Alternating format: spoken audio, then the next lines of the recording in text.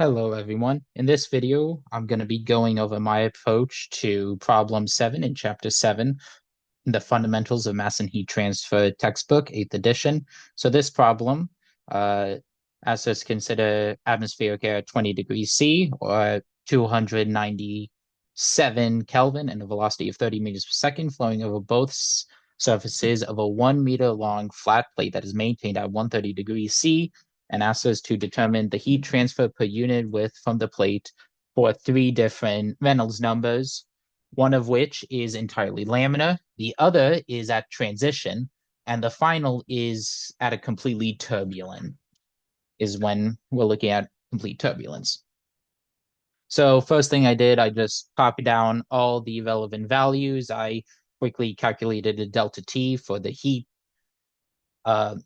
heat transfer rate, some A4 values at about 300 Kelvin, because it's actually about 293, so it's not really even. The conduction coefficient of the air is 0.0263 watts per meter Kelvin. The Prandtl number is about 0.71, and the kinematic viscosity is about 1.5 times 10 to the 5 meters squared per second.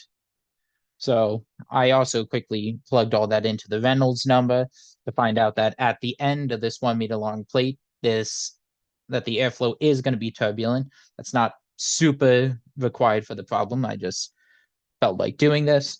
So the three main equations that we're going to need are the Nusselt number calculations. When the Nusselt number, when Reynolds is 10 to the 5, is laminar flow. So the Nusselt number correlation is 0.332 times Reynolds number to the 1/2 times Prandtl to the 1/3. This is equal to 93.66. Then the Nusselt number at transition, the correlation correction is 0.664 times Reynolds to the 1/2 times Prandtl to the 1/3. Plugging all this in gives 669. This is a dimensionless number. And then the final value at turbulence, or at 10 to the 6th, the turbulence correlation is about 0.0296 times the Reynolds number to the 4/5 power instead of to the 1/2 power, and then times Prandtl to the 1/3 again. This gives us a value of 1294.63. Once again, completely dimensionless. Then we can plug that into our convection equation, which is just the convection coefficient is equal to the Nusselt number times the conduction coefficient, which we have up here, over the length of the plate, which is 1 meter, which is, over the length of the plate. So plugging that in at 10 to the 5, we get an H of 2.46. 5 times 10 to the 5, 11.02.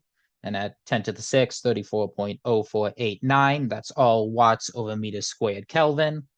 And then we can just plug it into this equation here, which is just an altered version of the convection equation. H times delta T times the length of the plate, which will give us an answer in terms of watts per meter. In the laminar situation, we're looking at 270.96. At transition, we're looking at 1,211.77 watts per meter.